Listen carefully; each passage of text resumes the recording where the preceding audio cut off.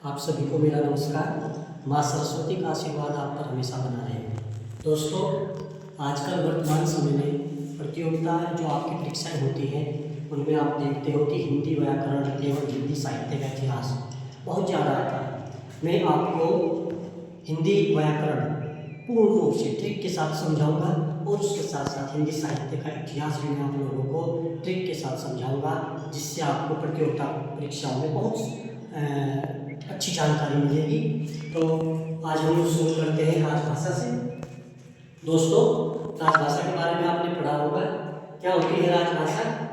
राजभाषा का शाब्दिक अर्थ होता है राजकाज की भाषा या सरकारी कामकाज की भाषा, अर्थात देश के सरकारी क्षेत्र में प्रयोग होने वाली जो भाषा है, सरकारी कार्यालयों में जो प्रयोग होने वाली भाषा है, उसे राजभाषा कहते हैं। संविधान के भाग 17 अनुच्छेद 343 फर्स्ट के तहत हिंदी को देवनागरी लिपि में संघ की राजभाषा के रूप में 14 सितंबर 1949 को अपनाया गया। इसलिए दोस्तों, आपको पता ही होगा कि 14 सितंबर को प्रत्येक वर्ष हिंदी दिवस के रूप में मनाया जाता है। संविधान के भाग 17 के मुख्य बिंदु क्या क्या है, मैं आपको इस वीडियो में बिल्कुल सही जानकारी दूंगा। और आपको ऐसे नहीं कि आपको बहुत ज़्यादा पढ़ाऊंगा, आपको बहुत कम यानी कि गागर में सागर वाली बात आपको इसमें मिलेगी। संविधान के भाग 17 के मुख्य बिंदु क्या है? अनुच्छेद 343 से लेकर 351 तक जो आपके अनुच्छेद हैं उनमें हिंदी के विकास से संबंधित कुछ बातें बताई गई हैं। जैसे अनुच्छेद 343 में क्या कहा गया है? संघ की राजभाषा हिंदी व लिपि देवनागरी होगी और शासकीय कार्यों के लिए अंकों का अंतरराष्ट्रीय रूप 1, 2, 3 प्रयोग होगा, यानी कि 1, 2, 3 प्रयोग होगा।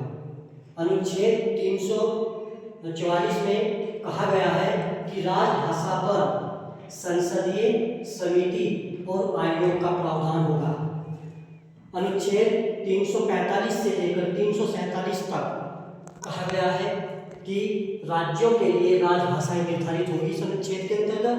और अनुच्छेद 348 से लेकर 349 में उच्चतम न्यायालयों में कार्यवाही भाषा आपकी जो होगी वो राजभाषा हिंदी होगी।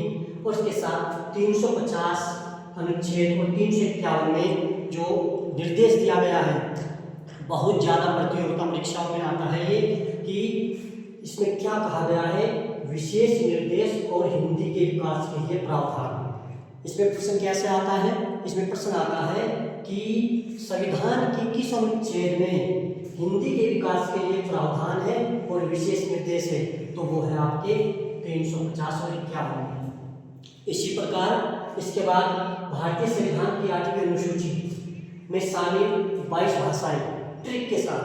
दोस्तों, आपने देखा होगा कि हिंदी की जो भारतीय संविधान की 8वीं सूची में 22 भाषाएं शामिल है, ठीक है। जो हमारी 22 भाषाएं शामिल है उनमें इन्हें याद करने में बड़ी प्रॉब्लम होती है, बड़ी दिक्कत आती है। और कई बार जब हम प्रतियोगिता परीक्षा में बैठते हैं तो हमें खोजने में बड़ी ही समस्या आती है। परंतु यहाँ आपको ट्रिक के साथ 22 भाषाएं बताई जाएंगी। ट्रिक क्या है? मेरे मामा सांप से मणि उड़ाकर तेजी से कान को कसकर पहाड़ों से आगे नेपाल में बंगाली बोर्डों से मिले। ये दोस्तों ट्रिक है जो बहुत आसानी से याद हो जाएगी। अब देखो क्या है? मेरे मामा सांप से मणि उड़ाकर तेजी से कान को कसकर पहाड़ों से आगे नेपाल में बंगाली बोर्डों से मिले। दोस्तों, इसमें आपकी पूरी की पूरी 22 भाषाएं आ गई है। कुछ को तो अभी भी याद हो गई होगी ट्रिक। देखो क्या, मैं मतलब मैथिली, माँ आपकी मलयालम होगी, और इसके बाद जो ये माँ है ये आपकी मराठी होगी।